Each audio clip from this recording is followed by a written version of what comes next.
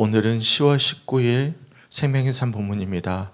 갈라디아서 1장 11절부터 24절까지 말씀을 살펴보면서 오늘 우리들에게 주시는 말씀을 함께 살펴보도록 하겠습니다. 우리는 어제 말씀을 통해서 사도 바울이 갈라디아 교회 교인들에게 인사하면서 이 두 가지 문제를 언급했음을 우리가 잠깐 살펴보았습니다.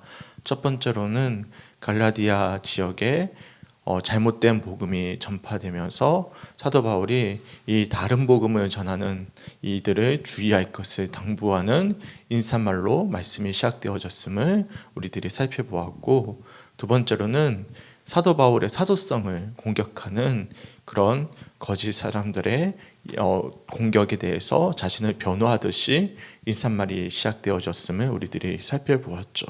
그러면서 오늘 말씀에서는 이제 사도 바울이 자신이 어떻게 해서 복음을 받아들이게 되었는지 자신의 삶을 통해서 간증하듯이 자신의 변화된 삶의 흔적들을 쭉 마치 우리가 간증하듯이 이렇게 자신의 삶의 고백을 쭉 이렇게 갈라디아 교인들에게 소개하고 있는 내용들이 오늘 24절까지 말씀에 쭉 이어지고 있습니다.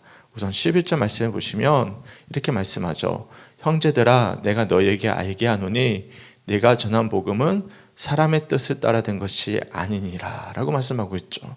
1장 1절에 뭐라고 말씀했죠? 내가 사도가 된 것은 사람으로부터 알게 된 것도 사람 때문에 전해 듣은 것도 아니라 예수 그리스도와 그의 아버지가 되시는 하나님 때문에 내가 알게 된 것처럼 이 복음도 내가 사람의 뜻을 따라 된 것이 아니다라고 말씀하고 있어요. 그럼 이 복음을 어떻게 알게 되었느냐? 바로 2절 말씀처럼 오직 사람에게서 받은 것이 아니라 배운 것이 아니라 오직 예수 그리스도의 계시로 말미암은 것이다라고 먼저 밝히고 있습니다. 그러니까 사도 바울이 이 복음의 기쁜 소식을 알게 된 것은 배운 것이 아니라는 것입니다. 배운 것이 아니라 계시라는 거예요. 계시라는 것은 하나님이 밝혀주시는 것이죠. 하나님께서 비춰주시는 거예요. 그래서 이 복음이라는 것은 전적인 선물이자 하나님의 전적인 은총이라는 사실을 기억할 수 있는 우리 성축교회 성도들이 되시길 주님의 이름으로 간절히 축원합니다. 아멘. 그래서 성경 공부도 필요하지만 더 필요한 것이 있습니다. 그것은 저는 설교라고 생각합니다. 설교는 뭐죠? 선포입니다. 그러니까 성경 공부는 내가 공부해 나가는 것이고 설교는 선포거든요. 그러니까 이 설교에서는 하나님의 말씀이 계시적으로 선포되어지는 것입니다. 그러니까 설교와 공부의 차이는 거기에 있는 거예요. 선포와 공부하는 것은 내가 찾아가는 것이고 선포는 하나님의 말씀을 대언해서 전해지는 것에 차이가 있는 것이죠. 그렇기 때문에 우리가 말씀을 들을 때 이 설교라는 것이 당연히 설교자 자신이 하나님 앞에 하나님의 말씀을 대언하는 자로서 정직하게 서 있어야 되겠지만 그것이 전제되어져 있다라는 전제 속에서 말씀이라는 것 자체가 선포되어지는 것, 이 계시라는 것이 얼마나 중요한지를 기억할 수 있고 우리가 마음 가운데 새길 수 있게 간절히 소망합니다. 더군다나 우리가 말씀을 볼 때도 이것을 단순히 공부한다라고 보지 마시고 이 성경 자체가 뭐죠? 하나님의 말씀의 계시잖아요. 그러니까 우리가 이것을 하나님의 말씀의 계시로 받아들일 수 있는 그런 성축교회 성도들이 되었으면 좋겠어요. 아멘. 그래서 그런 분들이 계시잖아요. 왜 똑똑한 사람들이 왜 성경 말씀을 보면 더 잘 알 것 같잖아요. 그렇지가 않습니다. 이거는 지식의 문제가 아니거든요. 이거는 지식은 우리가 똑똑하면 더 많은 것들을 알 수 있을 것 같지만 이 말씀의 계시는 우리가 우리의 지혜 영역에 넘어서 하나님이 비춰주시는 영역이기 때문에 우리의 어떤 영역에 밖에 있는 문제라는 사실을 기억하셨으면 좋겠습니다. 그렇기 때문에 우리에게 주시는 말씀 속에서 오직 예수 그리스도의 계시로 말미암아 받은 것임을 사도 바울이 고백하는 것처럼 이 복음의 기쁜 소식은 사람의 뜻도 아니라 사람에게서 받은 것도 아니라 오직 예수 그리스도의 계시로 말미암은 것임을 기억하면서 우리가 전해지는 이 설교의 말씀도 내가 말씀을 공부하는 것도 내가 내 지식으로 내가 가지고 있는 어떤 선입견으로 우리가 받을 것이 아니라 하나님의 비춰주시는 은혜로서 받을 수 있는 우리 성주교회 성도들이 되시길 주님의 이름으로 간절히 축원합니다. 아멘. 그리고 나서 13절부터는 개인적인 고백이 이어지기 시작합니다. 저는 참 이런 부분이 저는 매력적이에요. 그러니까 바울 서신을 보다 보면 사도 바울은요 자신의 이야기를 참 자주 인용을 합니다. 모르겠어요. 어떤 분들은 설교 시간에 개인적인 간증을 이야기하는 것을 좀 기피하게 하는 설교학 교수님들도 계시고 저도 그렇게 배워왔는데요. 그것도 중요하죠. 그런데 저는 가장 강력한 능력은요, 그 개인의 삶에 변화된 간증에 있다라고 생각하는 부분이 있다라고 저는 생각을 합니다. 그러니까 말씀 자체 능력이 있죠. 능력이 있는데 이 말씀 속에서 변화된 삶의 흔적들을 나눌 수 있는 것도 굉장히 큰 힘이 있다고 생각을 해요. 근데 사도 바울의 참 장점은 무엇이냐면 솔직함이 있고요. 그리고 그는 그의 삶의 변화의 흔적들을 부끄럼 없이 나눌 수 있는 담대한 믿음의 용기와 그 삶의 어떤 흔적들이 남겨져 있습니다. 그래서 사실 자신의 사도성이 공격받고 있잖아요. 공격받고 있으면 가리울 수 있는 부분도 있거든요. 과거의 어떤 자신의 흠들, 자신의 어떤 부끄러웠던 모습들을 가리울 수도 있는데 그 가리우지 않습니다. 도리어 그것을 어떻게 사용을 하냐면 자신의 약점, 자신의 과거의 악행들을 도리어 변화의 흔적의 도구로 삼아요. 간증의 도구로 삼는다라는 것이죠. 이것이 어떻게 보면 누군가에게는 너 과거에 그랬잖아. 그래도 너 그렇게 용서받을 수 없는 사람이야 라고 공격받을 수 있는 지점이 될 수 있어요. 네, 그러면 이거는 약점이 될 수 있단 말이죠. 사도 바울은 그렇게 생각하지 않습니다. 도리어 이것이야말로 이런 사람인데, 내가 이렇게 약한 사람인데, 내가 이렇게 악했던 사람인데 하나님이 이런 나를 변화시켜서 이런 나를 택정하여 주셔서 변화시키셔서 역사하신 분이시다. 이것이야말로 복음의 능력이다. 이것이야말로 내가 진짜 하나님의 계시를 받은 사도라는 증거이다라고 고백할 수 있는 강력한 복음의 전도의 수단으로서 사용했다는 사실입니다. 거기에 설교의 능력이 생겨났다는 사실이죠. 그러니까 사도 바울의 매력은 저는 거기에서 느끼거든요. 솔직함과 거기에 자신의 약점과 연약함을 숨기지 않는 담대한 믿음의 고백 가운데 그 복음의 능력이 나타난다는 사실. 저는 거기서 사도 바울의 진짜 복음의 능력이 있다라고 생각을 하는데 13절과 14절 보십시오. 굳이 이야기 안 해도 되거든요. 네. 굳이 이야기하지 않아도 되는 부분이긴 해요. 충분히 미화할 수도 있어요. 예를 들면 이렇게 말하지 말고 나는 충분히 예전에 가말리아 문화에서 열심히 공부했던 문화생이었고 정말 열심히 했던 사람이었다. 충분히 미화시킬 수도 있고 그리고 자신의 변론할 수도 있습니다. 내가 다들 알지 않느냐. 너희들이 존경했던 그런 사람의 밑에서 열심히 공부하다 보니까 2차 하다 보니까 너희들이 그렇게 할 수밖에 없었다라고 할 수 있었지만 솔직하게 이야기해요. 하나님의 교회를 박해하고 멸하는데 내가 누구보다도 열심을 다했다라고 자신의 어떤 부끄러울 수밖에 없는 교인들이 보았을 때는 부끄러울 수밖에 없는 과거를 솔직하게 고백을 합니다. 그러면서 그러나 굉장히 극적인 반전을 이야기하죠. 그러나 15절 말씀에 어머니의 태로부터 나를 택정하시고 그의 은혜로 나를 부르시니가 라고 말씀하고 있습니다. 어머니의 태로부터 나를 택정하셨다. 이거는 예정이죠. 하나님께서 나를 예정해 주신 거예요. 이것을 달리 표현하면 하나님의 전적인 의지 가운데 은혜로 나를 부르셨다라는 것입니다. 그러니까 사도 바울이 사도가 될 수 있었던 것은 그가 하나님의 자녀가 될 수 있었던 것은 사도 바울의 어떤 공로가 있는 거예요? 없는 거예요? 하나도 없는 거예요. 하나님이 이미 어머니의 태로부터 그를 알고 계시고 특정해 주신 거예요. 왜 특정하셨어요? 특정하신 이유가 있습니다. 16절 말씀에 그의 아들을 이방에 전하기 위하여 그를 특정해 주셨다는 것입니다. 이 예정이란 문제에 대해서는 굉장히 예민한 신학적인 주제죠. 근데 오해하는 부분이 있습니다. 감리교회는 예정을 이야기하지 않을까요? 예, 이야기합니다.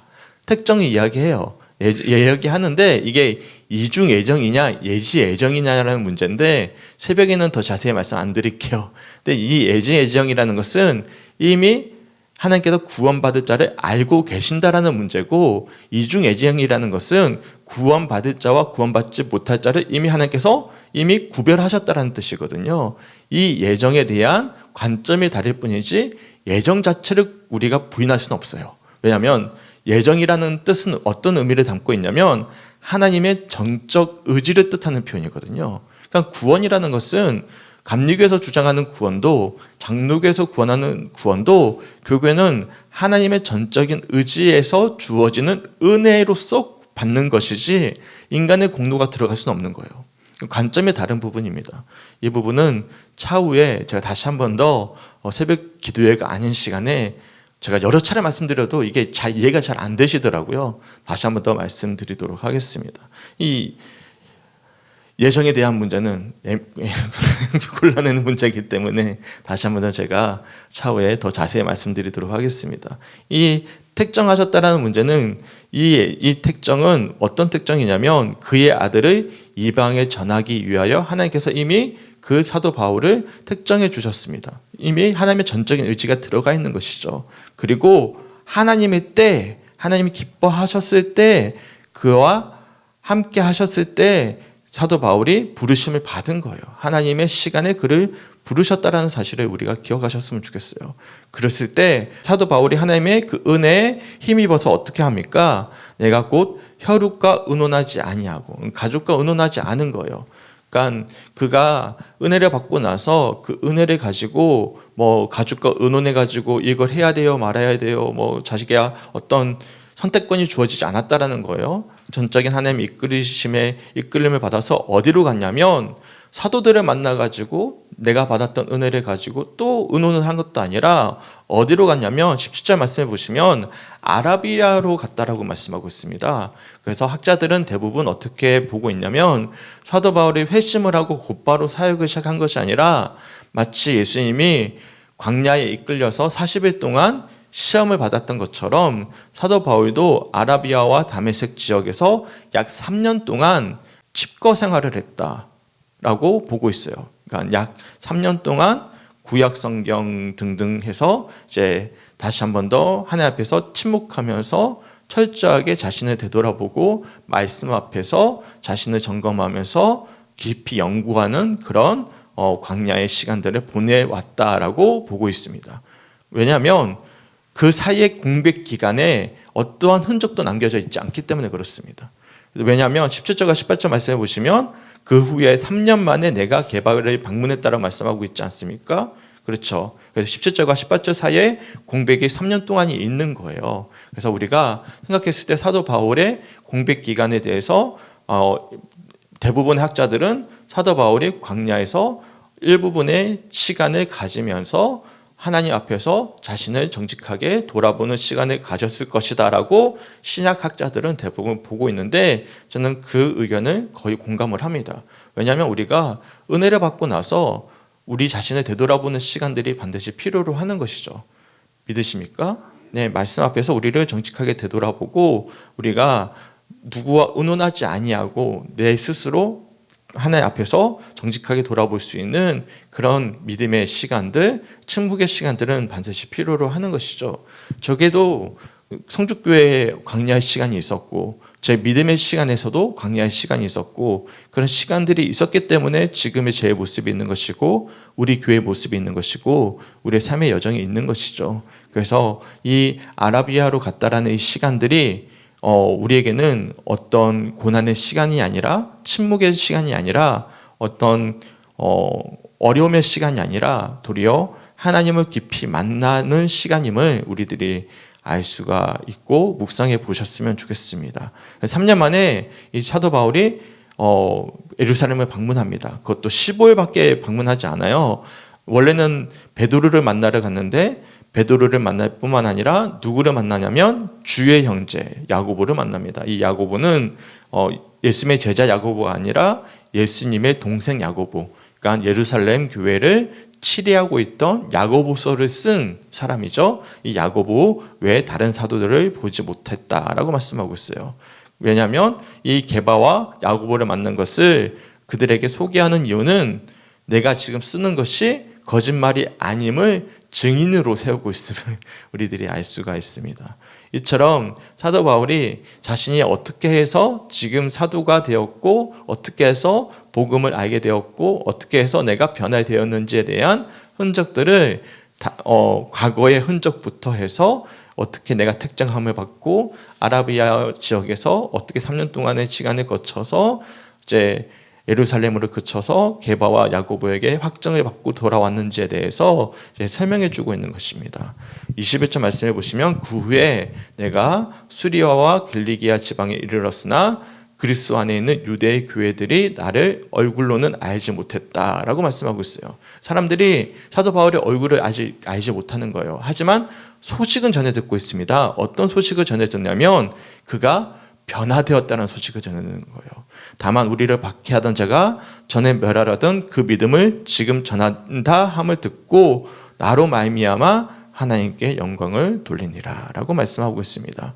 그러니까 변화의 증거는 바로 사도 바울의 삶이 변화되었다라는 삶의 변화로서 증거가 되고 있음을 사도 바울이 지금 갈라디아 지역에 있는 교회 교인들에게 소개하고 있음을 우리들이 알 수가 있는 것이죠. 그러니까 사도 바울이 지금 사도가 된 것도 어떤 복음을 알게 된 것도 어떤 인간적인 어떤 외적인 가르침이나 어떤 인력이 들어간 것이 아니라 전적인 하나님의 계시와 어떤 부르심과 특정함과 하나님의 인도하심 가운데 모든 것들이 이루어졌고 이것이 정말로 180도 사람을 변화시켜서 내가 너희가 나의 얼굴을 알지도 못하지만 나의 삶에 변화된 흔적들이 소식으로 전해짐으로 말미암아 너희들이 다 듣고 있지 않느냐. 이것이야말로 강력한 복음의 증거이다라고 지금 변론하고 있음을 우리들이 알 수가 있는 거예요. 그러니까 굳이 막 설명시키지 않는 거예요. 내 삶을 봐라. 내가 내 삶에 변화된 소식이 지금 다른 복음을 전하고 있는 사람들과 사도성을 공격하는 사람들을 이야기가 틀렸다라는 것을 내가 변론하고자 하는 유일한 증거이다라고 이야기하는 거예요. 강력한 거죠. 그러니까 변화된 삶의 간증은요 그만큼이나 강력한 힘을 지니고 있다는 사실을 기억할 수 있는 우리 성주교회 성도들이 되시길 주님의 이름으로 간절히 축원합니다. 아멘. 그래서 그리스도인들은요 입으로 사는 사람이 아니라 삶으로서 증명해내야 되는 사람들입니다. 그러니까 저도 마찬가지죠. 설교자로서 가장 두려운 게 무엇이냐면 입만 살아있는 것. 네, 왜냐하면 입은 살아있거든요. 저도 우리 둘째 보면 입은 살았거든요. 입은 살았는데 행동이 안 따라서 문제지. 네, 그렇습니다. 입만 살았고 행동이 안 따르면 뭐가 되는 거예요? 다 도루묵이죠. 도리어 하나님의 영광을 가리죠. 그런데 사도 바울은 지금 뭐라고 있는 거예요? 지금 자신의 삶을 통해서 지금 증명해 보이고 그리고 사람들에게 자신의 사도성과 자신이 전하고 있는 복음이 진짜임을 지금 밝혀주고 있다는 사실입니다. 변화된 삶의 흔적이 그의 진짜임을 증명해 보이고 있다는 사실이죠. 소망하기는 우리 성주교회 성도들의 삶 속에 이런 삶의 변화된 흔적들이 고백되고 증명될 수 있는 우리 모두가 되시길 주님의 이름으로 간절히 축원하고 또한 저 역시도 그러한 삶이 되었으면 좋겠습니다.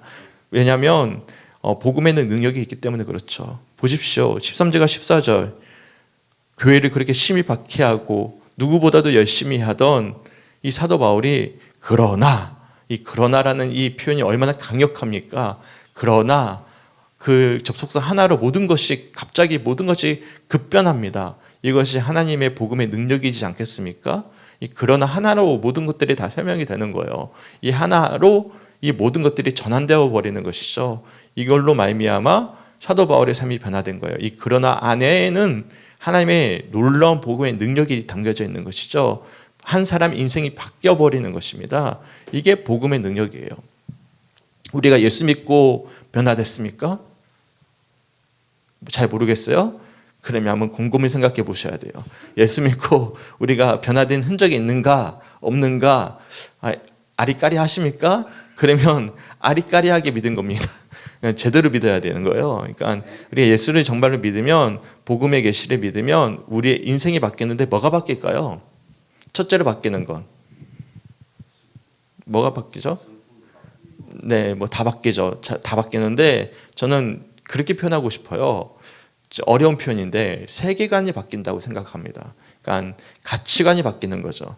삶의 방향과 목표가 완전히 바뀌는 거예요. 그러니까 우리의 생각의 사고가 바뀌어 버리는 거예요. 지금까지는 내 삶의 목표가 나를 위해서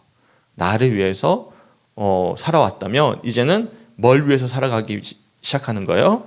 하나님의 영광을 위해서 살게 되는 것이죠. 그래서 24절 말씀 보십시오. 나로 말미암아 하나님께 영광을 돌리는 삶으로 변화되는 거예요. 그러니까 지금까지는 나만을 위해서 살아왔던 삶이면 세상 사람들 다 그렇잖아요. 나 잘 먹고 잘 살기 위해서 살잖아요. 그렇지 않습니까? 이 땅 위에서 어떻게 하면 조금 더 안락하게 살까? 어떻게 하면 조금 더 편안하게 살까? 어떻게 더 누릴까? 그걸 위해서 살지 않겠습니까? 어떻게 하면 더 맛있는 거 먹을까? 어떻게 더 좋은 차를 탈까? 안 그런가요? 대부분 다 그런 것 같은데? 그러니까 돈 그러잖아요. 그러면서 살고 있잖아요. 근데 사실 다 헛된 거죠. 왜냐하면 다 가져갈 수 없는 건데. 우리 영혼과 아무 상관이 없는 것인데. 근데 우리는 그것이 바뀌어버리는 거예요. 세계관이 어떻게 바뀌냐면 이 땅이 전부가 아니라는 사실을 알게 되는 거예요. 영원히 있다라는 것을 알게 되는 것이고 하나님이라는 존재를 알게 되는 거예요. 이 땅의 이전과 영원까지 계시는 분을 알게 되면서 우리의 세계관이 바뀌어버리는 것이죠. 바뀌다 보니까 뭐가 바뀌는 거예요? 삶의 방향과 목표가 달라지는 것이죠. 그러면 우리의 인생의 모습들이 달라지는 거예요. 당연히 성화의 삶은 점진적입니다. 우리가 예수를 믿고 나서 세계관이 바뀌는 것은 한순간에 바뀌죠. 바뀌지만 그 바뀌는 순간에 우리가 살아가는 삶 속에서의 성화의 삶은 점진적이라고 생각이 되어져요. 이 점진적인 어떤 증거 중에 하나도 저는 아라비아에서의 3년 동안의 시간도 성화의 어떤 흔적 중에 하나라고 생각하거든요. 당장에 예수님도 보시면 태어나자마자 바로 사역을 시작하신 게 아니잖아요. 왜 30년 동안의 어떤 인생의 어떤 광야 같은 시간이 계셨을까요? 궁금하지 않으세요? 성경에 보면 거의 기록되어져 있지 않거든요. 예수님이 젊은 시절의 어떤 기록 생애가 거의 침묵으로 일관되어져 있습니다. 그래서 우리가 상상의 나래만 펼쳐 볼 뿐이죠. 어떻게 사셨을까? 그거 어떻게 보면 우리의 인생과 비슷한 거예요. 점진적이라고 저는 생각을 하거든요. 그리고 정점에 다다랐을 때 그때 하나님의 공생애가 시작이 되어졌다고 저는 생각을 해요. 왜냐하면 우리 예수님도 뭘로 오셨기 때문에 완벽한 인간으로 오셨기 때문이라고 저는 생각을 하거든요.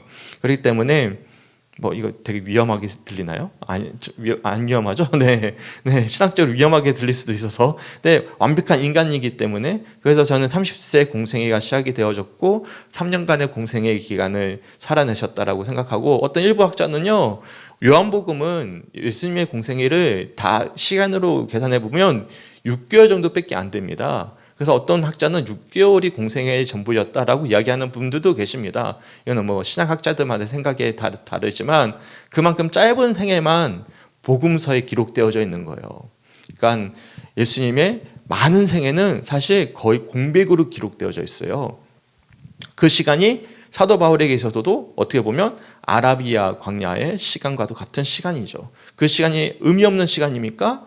아니죠. 의미 있는 시간이죠. 우리도 마찬가지입니다. 우리 삶에 있어서 정점을 찍는 시간이 있겠지만 그 정점을 찍는 시간 가운데 주어지는 성화의 삶, 변화되는 시간들이 분명히 있다는 것이죠. 그리고 그 시간이 주어졌을 때 이제는 하나님의 때가 되었을 때 하나님은 우리를 사용하신다는 사실을 기억할 수 있는 우리 성주교회 성도들이 되었으면 좋겠습니다. 중요한 사실은 이러한 간증들, 이 변화의 모습들이 이 사도 바울의 사역에 아주 중요한 고백이 되어졌고 그의 사도성과 그의 복음의 능력을 설명할 수 있는 강력한 수단이 되어졌다는 사실입니다.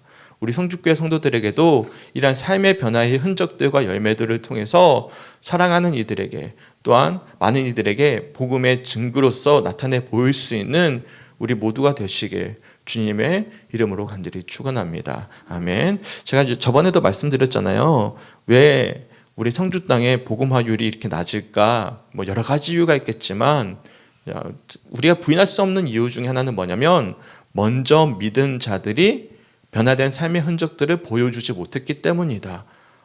저 사람이 교회를 다녀? 나도 교회를 가야지가 돼야 되는데 저 사람이 교회를 다녀? 교회가 저래도 되는 거야? 그렇게 되면 안 되는 거예요. 무슨 말씀인지 이해 가시죠? 근데 그 비율이 더 많다라는 거예요. 그러면 이제 하나님 영광을 가리우게 되는 것이죠. 그러니까 우리가 책임을 져야 될 어떤 사명이 있다라는 것입니다. 먼저 된 자가 나중될 수 있다는 사실을 기억해야 된다는 사실이죠. 그렇기 때문에 우리는 작은 교회지만 우리부터 먼저 솔선수범이 되어져서 정말 복음의 계시를 받아들여 삶의 열매로서 본이 되어지는 우리 성주교회 성도들의 삶의 열매들을 맺혀갈 수 있는 우리 모든 성주교회 성도들이 되시길 주님의 이름으로 간절히 축원합니다. 아멘. 오늘 11절부터 24절까지 말씀의 전반적인 내용들을 조금 설명해 드렸는데 중간에 예정에 대한 문제든지 이런 예민한 어떤 신학적인 주제는 조금 비껴갔습니다. 제가 너무 설명이 길어질 것 같아서 다음에 자세하게 다시 한 번 더 또 설명해 드리도록 하겠습니다. 중요한 것은 우리를 구원해 주시는 것은 하나님의 전적인 의지에 달린 문제이고 하나님의 은혜라는 사실 기억하시고 우리가 성화의 삶을 속에서 하나님이 부르심의 때가 되었을 때 정말로 삶의 열매를 맺어서 변화의 증거로서 하나님께 영광 올려드릴 수 있는 성도들이 되시길 주님의 이름으로 간절히 축원합니다. 함께 기도했으면 좋겠습니다. 토요일은 교회와 예배를 위한 기도인데요. 3가지 기도 제목 읽어드리겠습니다. 첫 번째, 예배를 준비하는 성도들의 마음에 기쁨을 주시고 하나님의 일하심을 기대할 수 있도록. 두 번째, 한 영혼도 교회 안에서 상처받지 않게 하시고 서로를 찌르고 지적하지 않고 서로 사랑하며 용납하고 세워주는 교회가 될 수 있도록. 세 번째, 말씀의 충만한 은혜와 교제의 기쁨과 나눔의 풍성함이 언제나 넘치는 우리 교회가 될 수 있도록 함께 기도해 주셨으면 좋겠습니다. 교회와 예배를 위해서 기도해 주셨으면 좋겠어요. 하나님 너무나 감사합니다. 오늘 말씀을 통해서 사도 바울의 진정한 간증을 통해 하나님 복음의 능력이 나타났음을 우리가 말씀을 통해 살펴보게 되었습니다. 주님, 우리 역시도 우리 삶의 열매를 통해서 하나님의 영광을 드러낼 수 있는 우리 성주교회 성도들의 삶이 될 수 있도록 인도하여 주시고 잠깐 읽었던 아버지 기도 제목처럼 하나님 교회와 예배를 위해서 기도할 수 있는 우리 모두가 될 수 있도록 인도하여 주시옵소서. 또한 오늘뿐만 아니라 내일 있을 아버지 주일 예배를 위해서 우리가 함께 마음을 모아 기도할 수 있는 우리 모두가 될 수 있도록 인도하여 주시고 우리 성도들뿐만 아니라 아버지 새로운 영혼들도 하나님께서 붙여주셔서 함께 예배할 수 있도록 주님 인도하여 주시며 또한 주님 홀로 영광 받으시는 귀한 예배의 시간 될 수 있도록 아버지 함께하여 주시옵소서. 감사드리며 우리를 사랑하시는 예수님의 이름으로 간절히 기도드렸습니다. 아멘.